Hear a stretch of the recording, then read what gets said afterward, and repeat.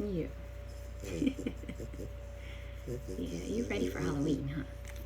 Good morning.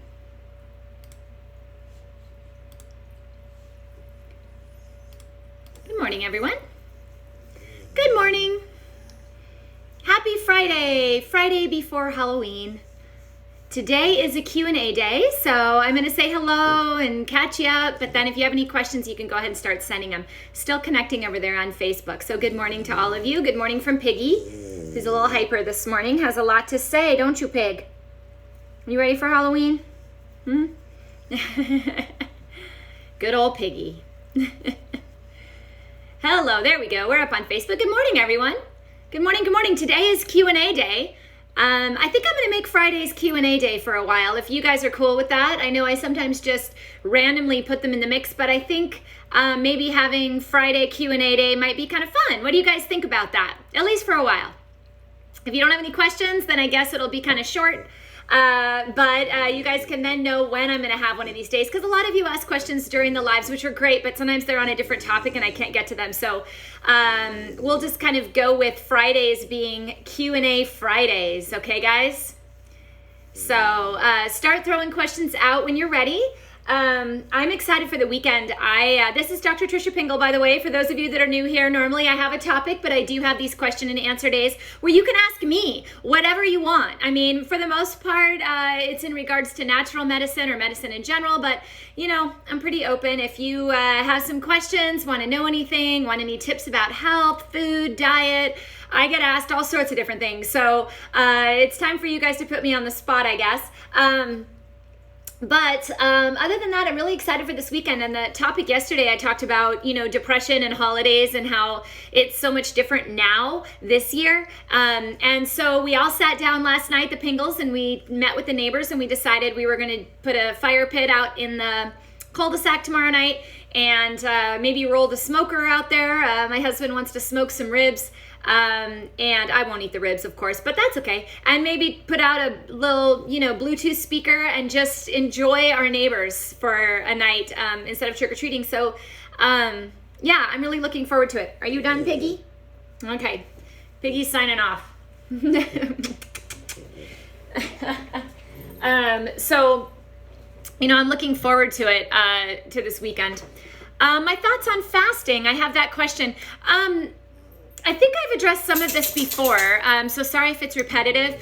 I have varying degrees of thoughts on fasting, so I'm trying to figure out which one to start with. You know, I think that in a healthy person to occasionally do, like every 6 months, do some sort of, you know, 3-day cleanse or, you know, where you're just doing juices and stuff, I think it can be really helpful. I've had a lot of patients who do intermittent fasting, and some see a massive benefit and some don't. I think it's so individualized and it comes down to the way that your metabolism works. If your metabolism truly does break down the right things when you're fasting, it can be very beneficial. But if your body's really toxic, if you have a lot of underlying health conditions, sometimes fasting can actually make it worse. In particular, with diabetes and insulin, although intermittent fasting shows a lot of benefit to diabetics, it also can be very dangerous. So it's kind of like, it's very individualized. So it's hard for me to come up with 100% yes, we should do it, no, we shouldn't. I do believe I have an article on that at drpingel.com on the benefits of intermittent fasting. You know, some of the benefits that intermittent fasting has, if used in the right person, is it can stabilize the blood sugar. So that's why it can be helpful to diabetics, although depending on the extent of the disease, you have to be really, really, really careful.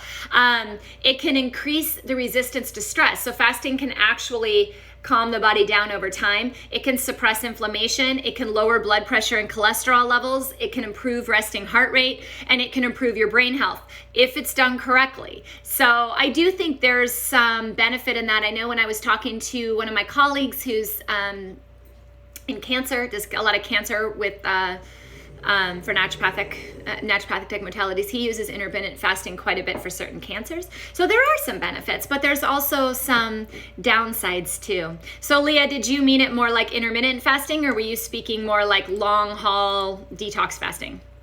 answer that and I'll come back to that. Good morning for all of you that have joined. It is Q&A day. So hit me. Let's do it. Got from Erin over here, kids and melatonin, worried about them feeling like they need a sleep aid forever. You know what, Erin, my kids, my youngest, sometimes have a hard time falling asleep.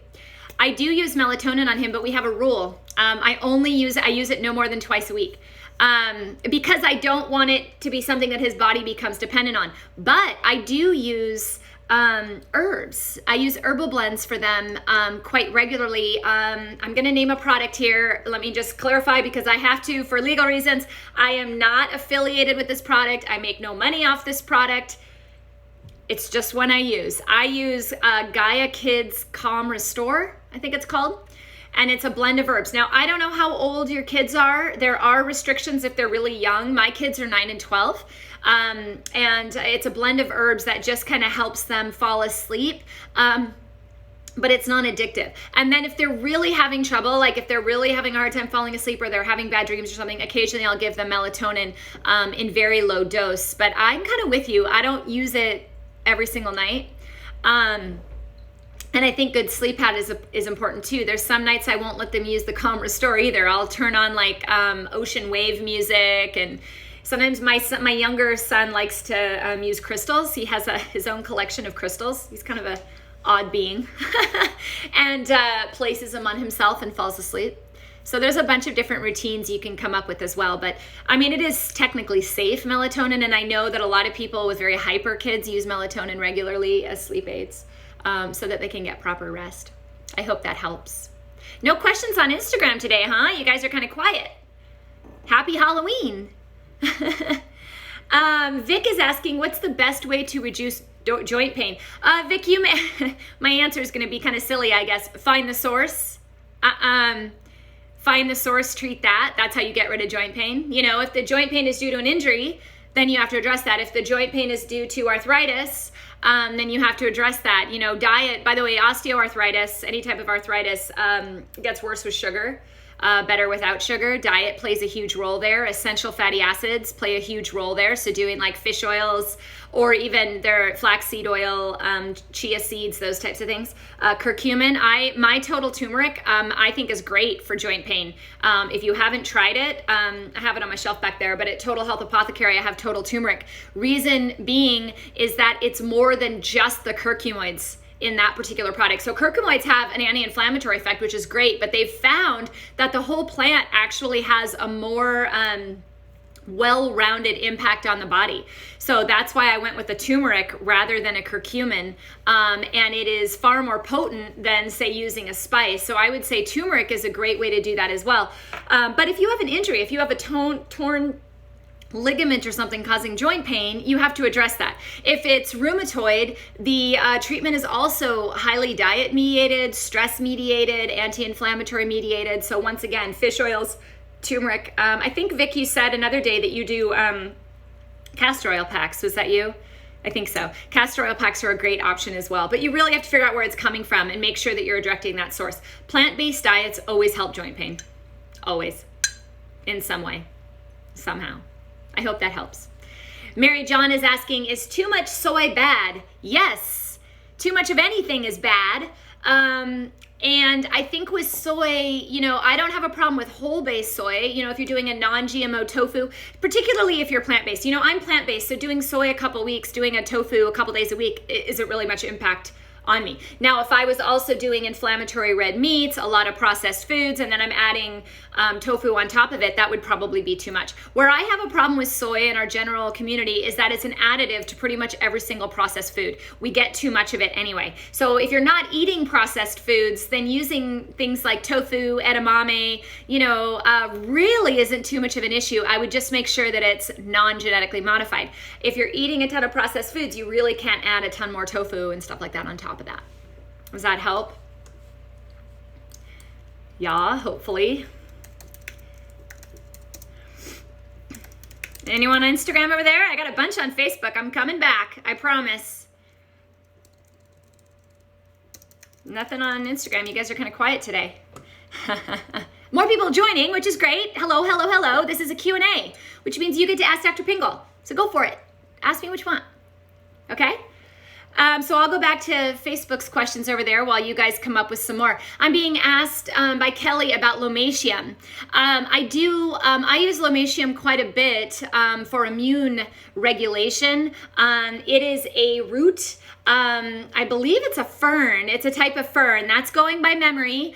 Don't mark my words. But yeah, lomatium is one that is more of an immunostimulant. I know it's a very strong antiviral, antifungal, antibacterial tincture. I've used it as an expectorant to help people cough that have a lot of junk in their lungs. Now, there are some toxicity to lomatium, Kelly, so definitely one to use with a practitioner. There are limits in how much you can take, who can take it, who can't take it. It's a great question because it's a fabulous herb, and it's definitely one that I include when my family gets sick and I want to make a custom tincture. I always pretty much put lomatium in there. So I was going to say, I know that it has a lot of allergic effects. I know it can cause a rash.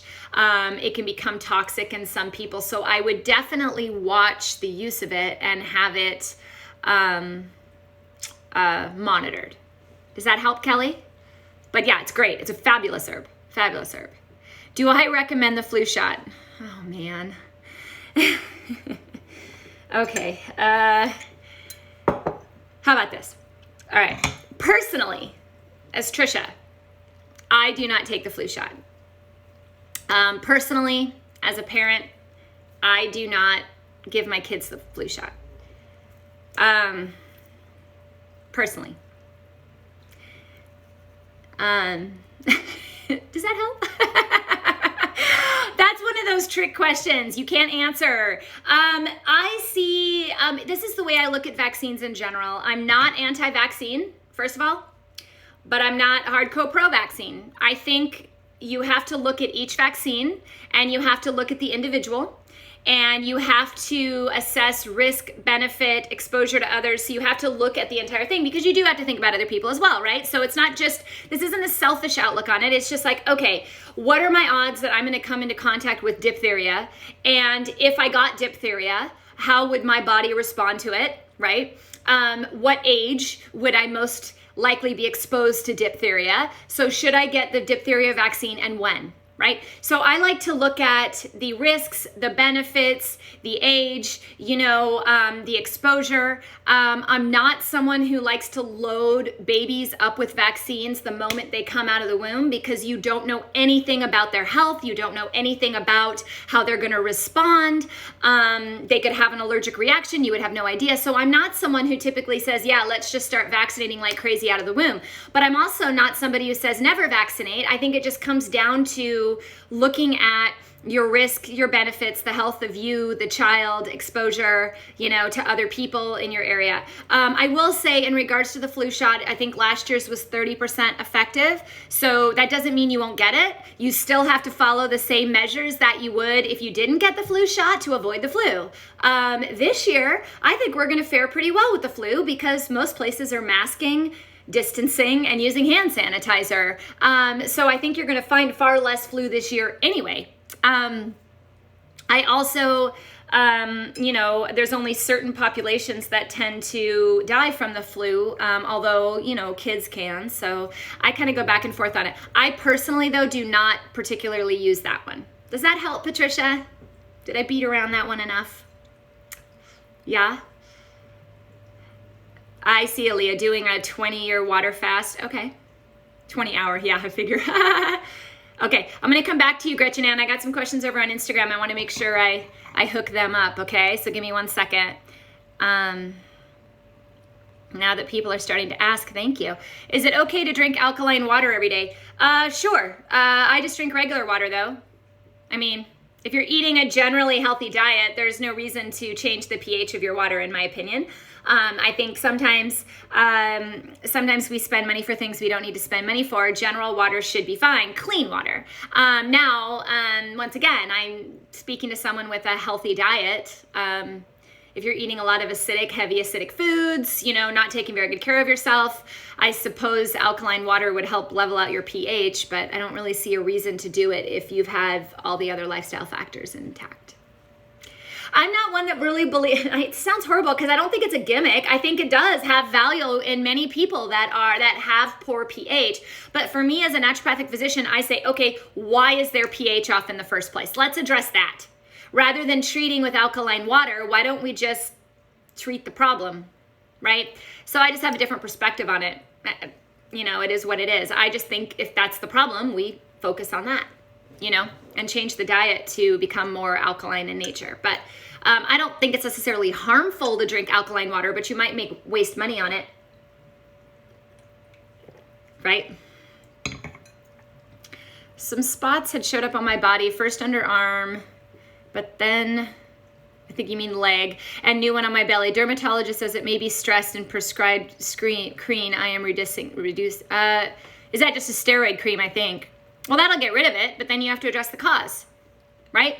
But you don't want the bumps popping up either, and you need to find a doctor who will do a full viral screen. I do find rashes and bumps tend to relate to virus.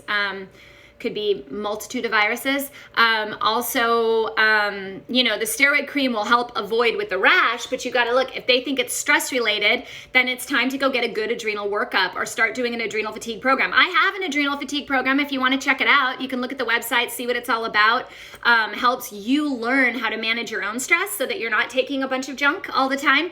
The website for that, I think it's Morale 2013. The website for that is totalhealthturnaround.com.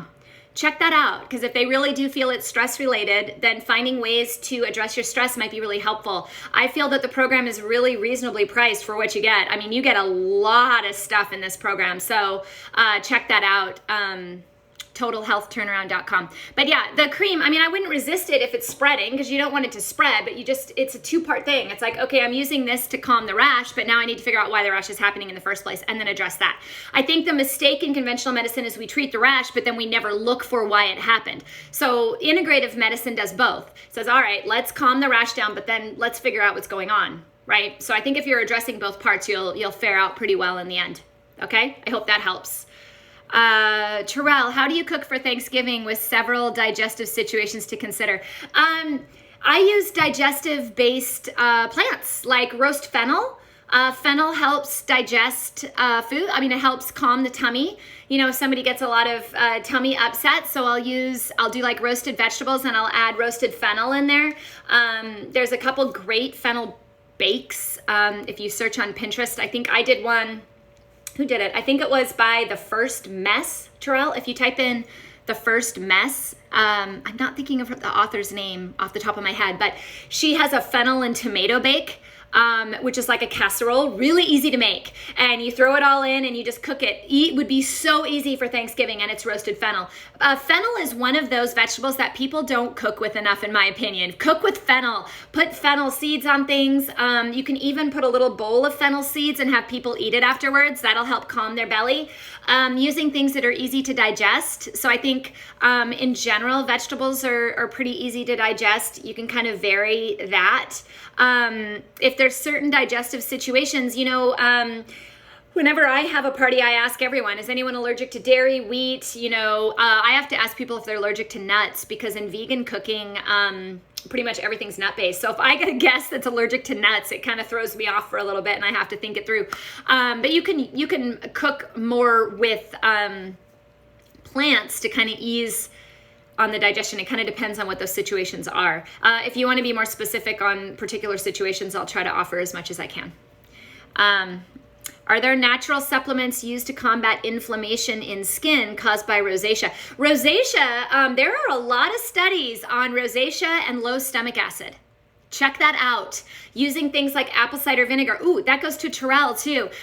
With your, if you do a salad or something, use apple cider vinegar in the dressing. Apple cider vinegar helps a lot with digestive difficulties. Rosacea, lots of studies on low stomach acid or poor stomach acid and absorption with rosacea. Apple cider vinegar can often do a lot for rosacea. Also looking at gut flora, good probiotic.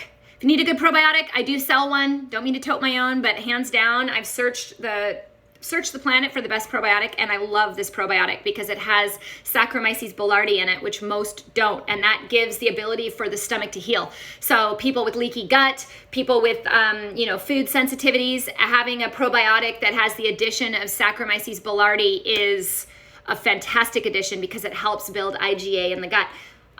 Total Probiotic has that. TotalHealthApothecary.com. But apple cider vinegar for the rosacea, try that regularly and look that up. I might even have it in my apple cider vinegar article at drpingel.com.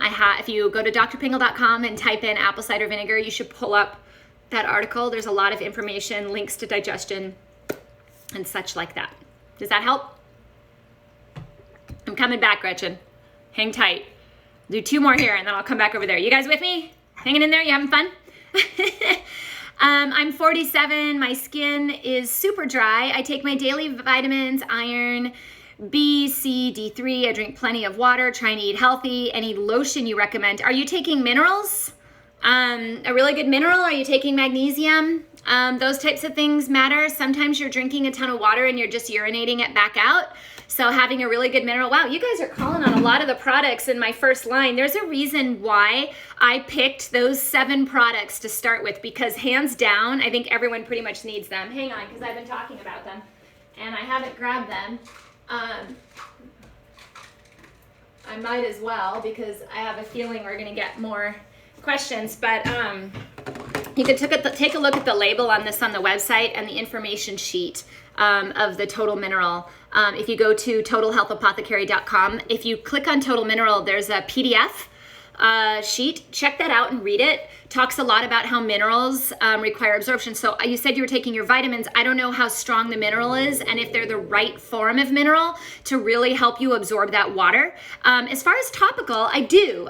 Some of the products that I love topically for hydrating the skin, if you're ridiculously dry, you can play with some oils. You could play with coconut oil. Obviously, you don't want to go crazy with it, but you could. I use a line called Eminence Organic. I love their blueberry, I think they have a blueberry soy night cream. They have lavender, they have like even day creams, like a lavender day cream. I love the bamboo firming cream. But they're very, very hydrating. Eminence Organics. Once again, not affiliated, would love to be because they're awesome, but I'm not. But those are the products I use. And if I really get dry, often I will use coconut oil and just kind of put it on and then rinse it off. There's also algae type masks. A lot of estheticians have. You can often buy them too, and they're based from algae that you put on, and they almost stay on like a mask, where when you peel them off, like your whole face comes off with it. Those can help moisturize as well. Making sure that you're getting that water into the cell is very, very, very important. So that was a lot of information at once. Are we cool with that? Christy, did that help? Give me a thumbs up or a yay if that was good. If you still have questions, holler, okay? Last one on Instagram for the moment, and I'm going to pop over to Facebook for a second. Susan's asking, my son was diagnosed last week with diverticulitis. He's 27. What supplements can he take to heal? Number 1, got to clean up the diet. If the diet's not already clean, that's got to happen. Number 1. Otherwise, you're wasting your time with the supplements. Have to clean up the diet. Often they'll say to avoid seeds and things like that. What it really comes down to is healing up the mucosal tissue, putting good foods in there, healthy foods in there. So a lot of inflammatory meats, red meats, processed foods, processed meats, all contribute to diverticulitis. So you want to make sure you're mostly plant-based, lots of water, supplements that can help heal up these pink tissues that run through our digestive tract. Glutamine is very helpful. L-glutamine, marshmallow root, slippery elm, definitely a good probiotic. Might consider a digestive enzyme. I would definitely support absorption and function of the gut, but if the diet doesn't clean up, a lot of people have diverticulitis and it never bothers them. Why not, right? It has to do with diet and what's aggravating it. So as long as it doesn't inflame, typically you do pretty well. So you want to keep a low inflammation diet, if that makes sense. That's probably the number one thing. Outside of supplements, the number one thing is to get that diet under control. Okay, Susan? I hope that helps. Okay? I'll come back to Instagram in a second, so keep typing them. You guys are doing great. I love your questions today. Is this helpful? I lost a couple people. I guess I'm not that helpful today. All right. Any recommendations to raise chronically low cortisol levels? Yes. My question is, are they low 24 hours a day, or are they just low during the day? It's rare to find someone who has low cortisol for 24 hours. Typically, it's just an irregular cortisol rhythm, not a low cortisol rhythm. So the question is your body able to make cortisol? If you have someone with Addison's disease, well, then obviously you would have to use things like hydrocortisone. But if you're talking about a functional adrenal fatigue, like a stage 2, stage 3 adrenal fatigue, the best way to do that is I believe, from herbal therapies and general stress reduction. Things like my total stress support, total energy. My total energy has some great adrenal boosting herbs in there. Now, a lot of people would say to use an adrenal glandular or a hydrocortisone. I do in some cases. Sometimes I use DHEA or pregnenolone, but you have to be really careful, because if the body is not learning how to manage stress better, then when you give those things, you can just risk burning the adrenals down further. And that's kind of where, learning how to address stress, how to interpret stress, how to manage stress, how the tools that you need to access parasympathetic activity versus sympathetic activity, I think are what you have to learn first before you can put those stimulants in. Now, you can do it with herbs in the meantime. So like I said, the total stress support, which of course I didn't grab, and total energy. Gretchen, I think you know where my website is. You've been there, I believe. Total Health Apothecary. Those two, the adrenal bundle, in fact, the extended adrenal bundle that includes the B vitamin, are what you use for those types of situations while you're learning how to manage the stress through diet, through mind-body exercises, those types of things. If it's still low, and it is indeed chronically low, then you can add in things like an adrenal glandular, which is what I would do before a hydrocortisone, under the supervision of your doctor. Does that help? Make sense? It's kind of a long answer in a condensed format, right? Right. This is Q&A, by the way. Did not tell me the cause. I will check. Yeah. Good. Okay. I'm working. Hang tight. Injury. Okay, so Vic, you're saying that your joint pain was injury. So physical therapy, functional modalities to repair the injury. No one likes surgery, but depending on the injury, sometimes you have to go that route. I mean, you're not going to be able to get rid of the pain if it's injured, right? I mean, especially if you're re-injuring it. So you have to look at that cause. Gretchen, any natural I can do to help daily diarrhea for 10 years? Yes, in fact, I have that on my live list coming up. So pay attention to that. I'm going to do a full live on diarrhea. It's one of those things you don't really want to do because nobody likes to talk about it. But the bottom line is, it is an issue for many. I'm going to give you a link to an article, Gretchen. Also, some things to consider, Gretchen. Celiac. I would consider that. A lot of the times you're kind of in that between being celiac or non-celiac. You're kind of in that middle. Leaky gut, the things I talked about earlier that were asked about as far as gut health, like glutamine, slippery elm, aloe vera, marshmallow root, probiotics, those types of things, very, very, very important. Once again, and I say this a lot, you have to find out why. Find out why, Gretchen, and then it's easier to come up with a treatment. I wish naturopathic medicine was like, oh, take this for diarrhea. It's not always like that. You have to figure out why it's happening, particularly if it's chronic. But those are some of the things you look at. You look at, one, stress plays a huge role in your bowels. So it sounds like before you were talking about cortisol levels. If your cortisol levels are off, that's going to cause bowel movement changes. So that would go back to addressing why is the cortisol rhythm off? Why is your body so sensitive to stress? How do we repair that? And then you can do things like the anti-inflammatory herbs I mentioned to kind of help calm the gut back down. I do have an article at drpingel.com. I just sent a link over to you, Gretchen, 5 natural remedies for diarrhea. Those are more quick fixes, may not address it chronically, but may help in the meantime. Latoya is asking how to get rid of excessive phlegm. Do you eat dairy products, Latoya? Let me know, and then I'll answer you. Let me know if you eat any dairy. Cheese, butter, milk, those types of things. Let me know. I'll come back to you. Okay. I'll go over to Instagram in a second, so I can give you a second to respond. I'm being asked if you should be taking a multivitamin with total multi-mineral. Depends. Depends on your diet. I am coming out with a multivitamin. It's not going to be in November. It might be December. In November, I'm coming out with a vitamin C and a vitamin D. But if you're eating a fairly healthy diet and you're taking things like right now with this particular viral climate, I recommend taking vitamin D and vitamin C and zinc. So that's why I did them individually in this particular moment, because you can add on, you know, the additional stuff as needed in that moment. So for the cold and flu season, I always recommend extra zinc, extra vitamin C, and extra vitamin D.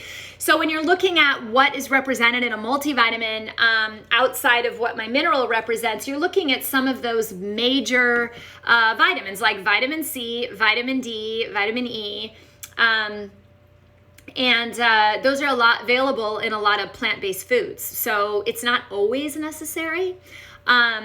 I do recommend some of the plant-based multivitamins, and I do have a multivitamin coming out. I just felt that more people are deficient in minerals than they are in the main vitamins because there's so much fortification of that type of thing. So I wanted to roll the mineral out first. But I personally do take, a plant-based, food-based multivitamin with my total mineral, just for extra. Sometimes I skip it. I want to see if Latoya answered here on dairy or if we lost her. Yes, I do. Okay, take that out for 6 weeks, Latoya. Take out all dairy products for 6 weeks and then come back on my Q&A and tell me if you have as much phlegm. You might even be able to get rid of it all in 3 weeks, but typically dairy is the #1 cause of excessive phlegm, almost always. I would say 99% of the time. Some of you out there might be able to attest to that have removed dairy from your diet and have found the same thing. So let Latoya know. Yes, that's exactly what happened. You'll notice, you may even notice if you were to drink a glass of milk that within 10 minutes, the back of your throat will be phlegmy. You can do that with a lot of different foods. You can try eating a food and see. Assuming that inflammatory markers in your lab work are low, that's where I would go. If you also have high inflammation, then we have to figure out where that inflammation is coming from. So that could be contributing as well. But I would say dairy, hands down, one of the #1 causes of phlegm. Hands down. Next, you would look at gluten, egg, and soy, most likely. But it's probably dairy.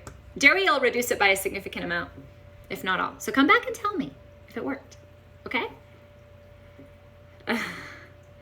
Needles? What did I say that had to do with needles, Tommy? You hate needles. I'll have to think about that. I don't remember what I said. What will help me decrease snoring?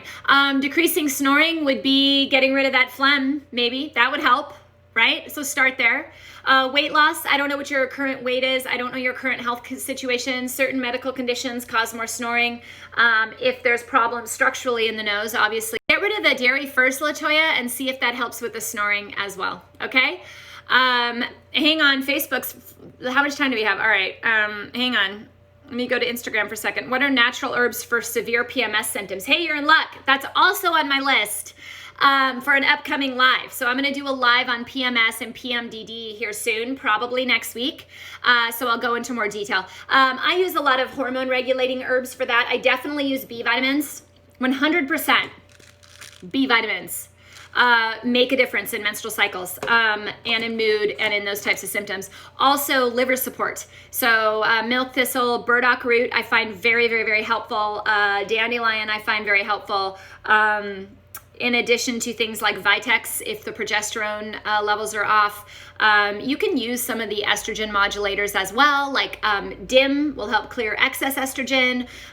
There's red clover is a great one as well. But I am going to do a live on that. Then you say, toot your horn, your probiotic is amazing. Oh, thank you. I think so too. I love my probiotic. I take it. People are like, what do you take every day? I take this every single night for about 3 years, and I love it. I can't find a better probiotic on the market, and to be honest, all the other probiotics I've seen in the stores cost way more, and I don't understand it. You get 30 capsules for like $100. I mean, that's ridiculous. I do also have this on auto order. By the way, I put a subscribe and save on the website. You save 15% and it'll show up every single month. So if you guys are looking for a probiotic and you just want it to show up every month, go to Total Health Apothecary, sign up for it. You'll get 15% off. That's significant savings off this little bottle here. So check that out. But thank you. I really appreciate it. I love feedback. If a supplement isn't working, I like to know. If it is working, I like to know, you know? So thank you so much. How long does it take to restore your gut after taking antibiotics repetitively for sinus infections? Depends on how out of whack it is. I would say you need a good solid month per dose of antibiotics at the right amount. So typically if I have to give an antibiotic to a patient, I'm doing 100 to 200 billion of a multi-strain probiotic such as this for 2 weeks. So if you're not doing something like that, it's going to take much longer. Also, if there's an underlying inflammation or gut issues initially, where there's a lot of inflammation, you have to also look at, doing things like slippery elm. Lots of gut questions today. Slippery elm, marshmallow root, glutamine, aloe vera, things like that to heal up the gut as well. Often, if you're having recurrent infections, you need to have your gut flora has been killed off. So what happens is you keep getting overgrowth even in the sinuses over and over again. So I'd probably recommend, if I was saying in general, because I obviously can't tell you directly, if someone was saying in general, after taking an antibiotic, what do I need to do? You need to be way up there in probiotics. So if you're continuing to get infection, either there's something locally going on that needs to be investigated, like structurally, or you need to get on top, you need to kill off those bad bugs even faster and replenish the good bugs even faster. That would be where I would kind of go next. I do also find people who get repetitive sinus infections tend to have a dairy intolerance. So take that out if you haven't already. Okay? I hope that helps. Okay. I'm going to move back over to Facebook in a second, but I had a question on men's health, a book recommendation. I don't, but you know what I'm doing? It's either going to be on the 12th or the 13th of November. I'm having a men's health expert come in. And we're going to do some basics on men's health, and he would be a great person to ask that question because that's all he does is men's health that's what he does. So I do have a guest coming on for men's health. All you men out there that put up with us talking about menopause and hormones, I do have a specific show dedicated to men's health coming up. I believe it will be on November 12th or 13th. So stay tuned for that, and hopefully he'll have an answer for you on that one.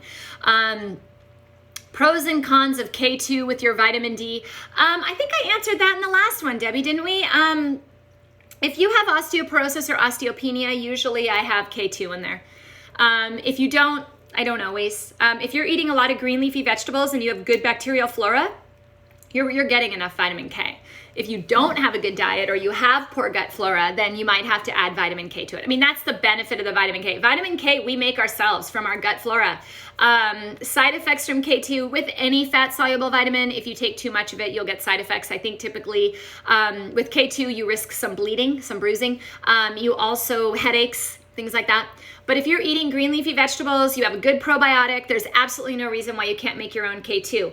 And you're not under too much stress. If you have documented osteoporosis or osteopenia, it's not always a bad idea to put K2 in the D3. I didn't put it in the one I haven't come up because not everybody needs it. So it's not helpful there.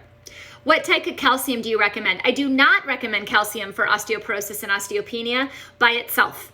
Calcium by itself does nothing for your bones. In fact, if you take too much calcium in regulation to the other minerals, it will actually deposit in places you don't want it, like your arteries. I actually do not recommend a calcium supplement. I recommend a good solid mineral that has calcium, but also has magnesium, boron, strontium, manganese, a lot of the trace minerals that make up your bones. I also recommend weight-bearing exercise. That's the best thing you can do. Now, if you're at the point where you're at osteoporosis and you're really, really frail and fragile, then of course, some of that weight-bearing exercise is going to have to be monitored. K2 is another thing that I think comes in very handy. I absolutely do not recommend that you just walk away with a calcium carbonate supplement. Please don't do that. It's not helping.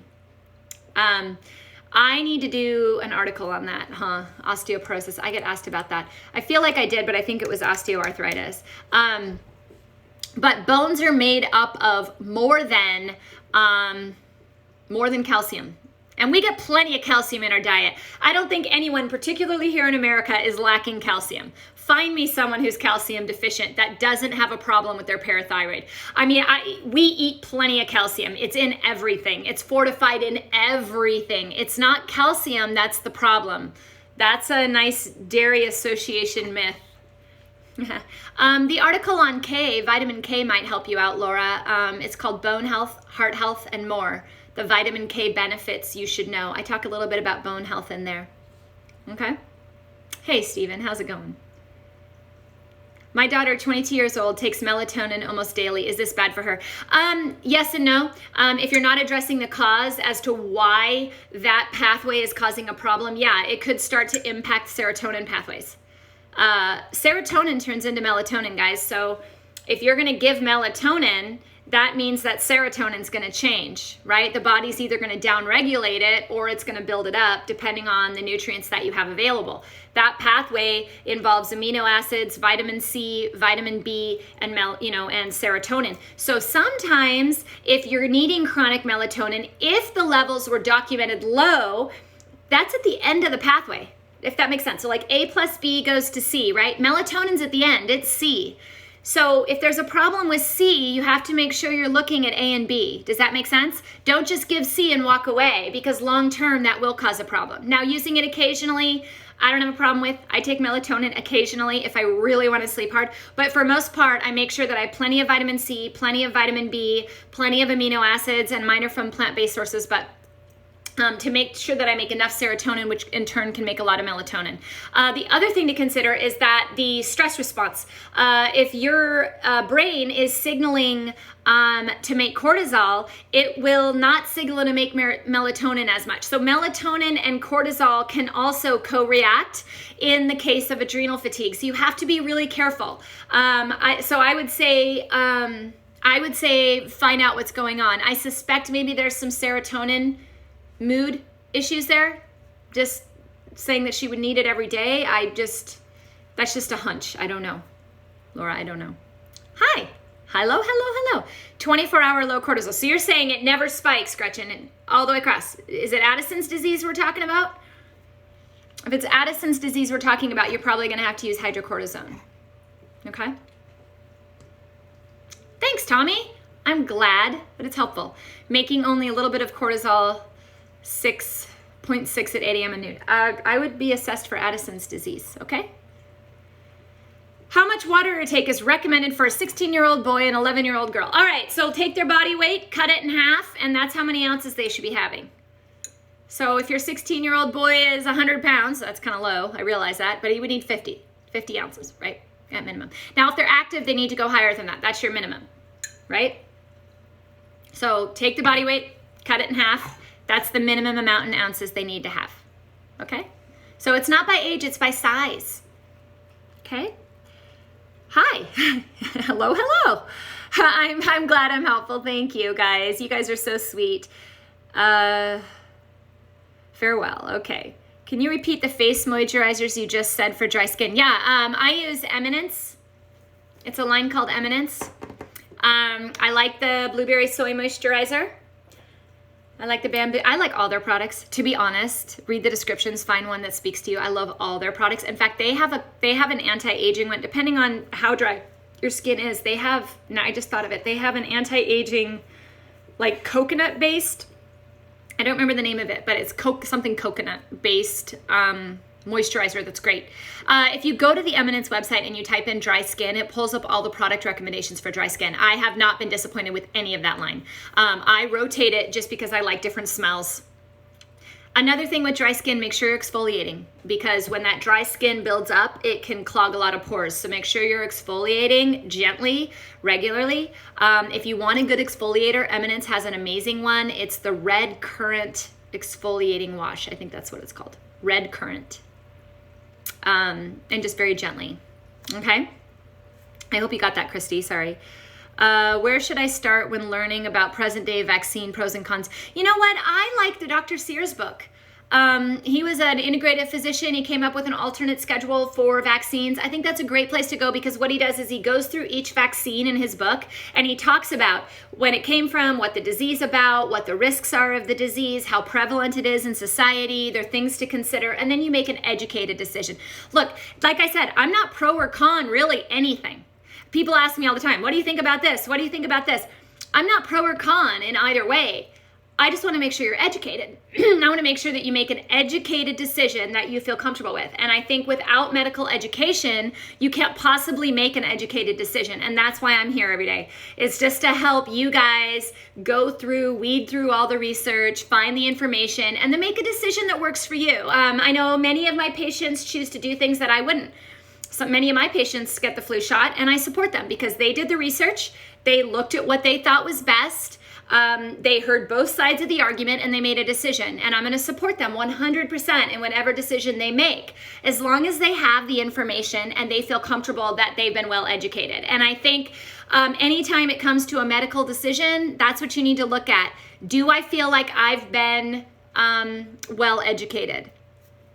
You know, and do I feel like I can make a logical decision? I think that's kind of where I come down to on any medical decision in any way, you know. Okay, guys, I got to wrap it up here soon.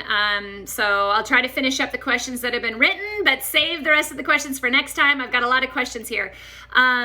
I take 5,000 D3. How much is extra for flu season? You know what? It depends on your baseline levels. If you, 5,000 is a great recommendation, just so you know. That's what most people are taking. But if your levels are below 50, particularly below 40, you could even go up. Ideally, we're trying to keep them somewhere between 50 and 80 in general. So it kind of depends on where your levels are at. 5,000 is a pretty good standard dose. You just want to make sure you don't get too high, okay?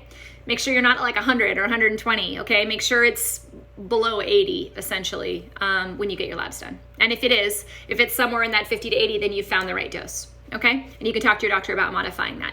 Yes, no dairy has changed my life. Great. You're welcome. I got IBS after gallbladder removal. Yeah, because you can't break down fat.